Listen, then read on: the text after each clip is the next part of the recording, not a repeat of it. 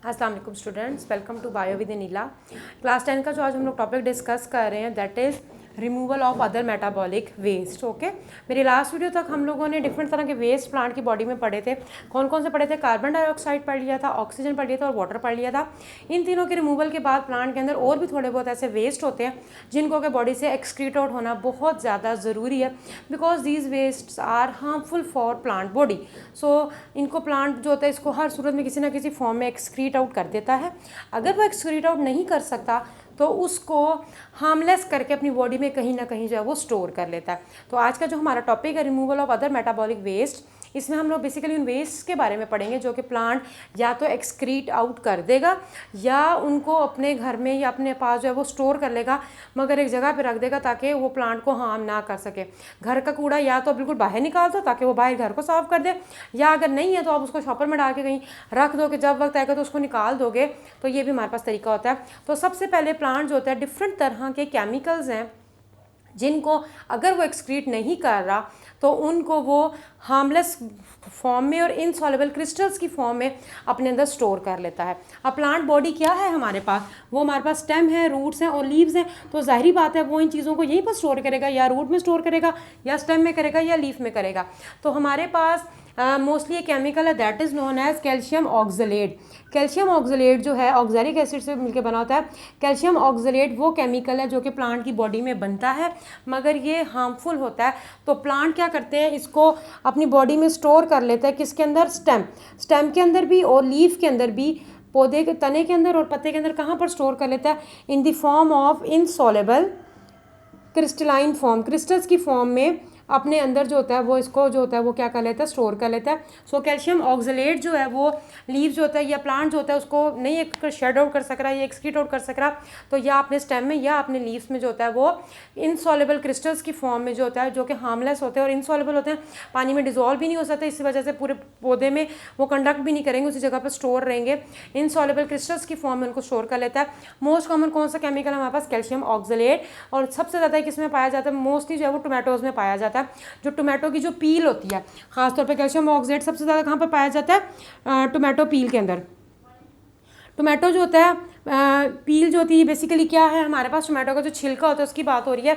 इसीलिए आपको कहा जाता है कि टोमेटो को जब भी यूज़ करें उसका छिलका रिमूव करके करें, क्योंकि बेटा उसमें calcium oxalate plus oxalic acid बहुत ज़्यादा होता है, जो कि हमारे पास क्या करता है कि जब आप खाते हो तो ये किडनी स्टोन का बहुत ज़्यादा बाइस बनता है।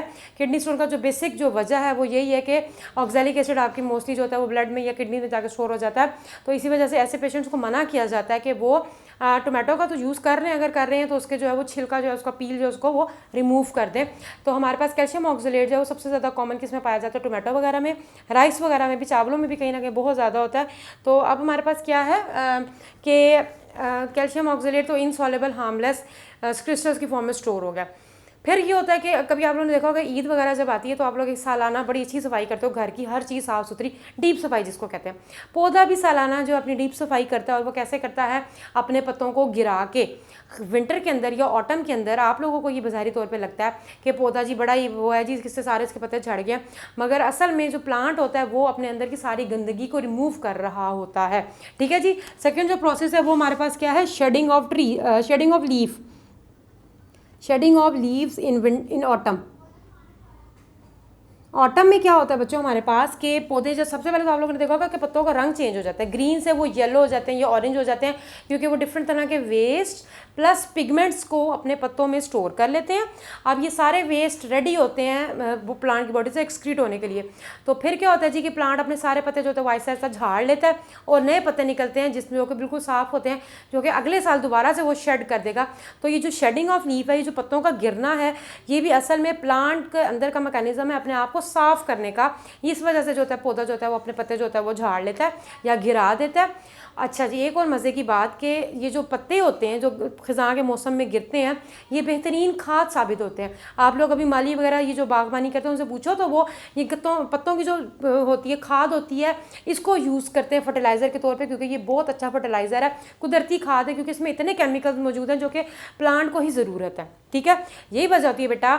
आप लोगों ने कभी फॉरेस्ट या जंगलात देखे हैं जंगल को कभी किसी ने खाद दी है नहीं ना, मगर उसके अंदर लंबे से लंबा पौधा आपको मिलेगा।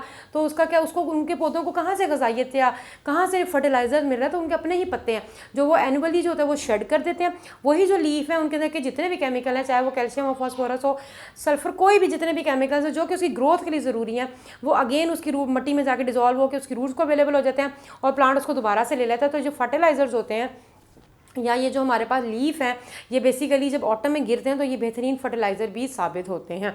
ठीक है जी। तो हमारे पास ये जो शेडिंग ऑफ लीफ का प्रोसेस है, ये बेसिकली अपने अंदर से एक्स्ट्रा वेस्ट को जो है वो हमने रिमूव करना प्लांट्स के लिए बहुत ज़्यादा ज़रूरी होता है, तो वो रिमूव करता है। एक तो हमारे पास देख लिया कि उसने क्रिस्टल्स की फॉर्म में उसको हार्मलेस क्रिस्टल्स होते हैं तो उसके अपने अंदर स्टोर कर लिया। सेकंड मैंने आपको क्या बताया कि वो जो सारे केमिकल होते हैं वो अपने लीफ के अंदर भर के उनको शेड कर देते हैं, सालाना एनुअली करते हैं, और इसी वजह से लीफ का कलर भी ऑरेंज या येलो कलर का हो जाता है, क्योंकि उनके अंदर वेस्ट होते हैं, क्लोरोफिल ख़त्म हो जाता है, ग्रीन पिगमेंट, और दूसरे वेस्ट आ जाते हैं। ओके, फिर उसके बाद हमारे पास बहुत सारे ऐसे पौधे हैं जो कुछ ना कुछ एक्सक्रीट आउट कर रहे हैं, जो कि आप लोगों को आमतौर पे नज़र भी आते हैं। जो लोग तो हिली एरियाज़ में रहते हैं, एबटाबाद या नॉर्दर्न एरियाज़ में, उनको तो बहुत कॉमन, वो आराम से देख सकते हैं। चीड़ के पौधे को देख लो, पाइन ट्री को देख लो। पाइन ट्री के अंदर से हमारे पास एक बरोज़ा सा, जिसको बरोज़ा उर्दू में कहते हैं, वो निकल रहा होता है। अभी हम डिस्कस करते हैं। यहाँ पर अब हम मेंशन करेंगे प्लांट्स के नाम और उनमें से निकलने वाली सिक्रीशंस। तो सबसे पहले हम लोग प्लांट डिस्कस करेंगे, और हमारे पास दूसरा क्या होगा, ये आपकी बुक में मेंशन है, मगर आप पेपर में इस तरीके से भी लिख सकते हो। प्लांट है जी हमारे पास सबसे पहले पाइन का प्लांट, चीड़ का पौधा, या जिसका हम लोग कह सकते हैं कोनीफर या कोनीफरस प्लांट्स। कोनीफरस प्लांट ज़्यादातर ऐसे तमाम पौधे होते हैं जिनमें के कोन बनती है। ये जो चीड़ का पौधा होता है, हिली एरियाज़ में रहने वाले बच्चों को तो बहुत पता होगा, कोन होती है लकड़ी की बेटा। तो इसमें हमारे पास क्या होता है कि ये इनको कोनीफर प्लांट कहा जाता है, जिसमें सबसे कॉमन एग्जांपल पाइन की या चीड़ का पौधा आता है, जिसकी नीडल लाइक जो होती हैं वो लीफ होते हैं। और ये जो केमिकल सिक्रीट करता है that is known as resin. ये क्या सिक्रीट करता है? रेजिन। उर्दू में इसको बरोज़ा कहा जाता है। बिल्कुल ही चिपचिपा सा होता है, बिल्कुल स्टिकी सा जो होता है वो मटीरियल होता है, गम की तरह का मटीरियल होता है। तो ये हमारे पास क्या है, बेसिकली पाइन ट्री की सिक्रीशन है। ये क्या सिक्रीट कर रहा है? रेजिन। एक और बात कि पाइन ट्री की जो लकड़ी होती है ये काफ़ी ज़्यादा जो होती है हार्ड होती है, और ये फर्नीचर वगैरह बनता है।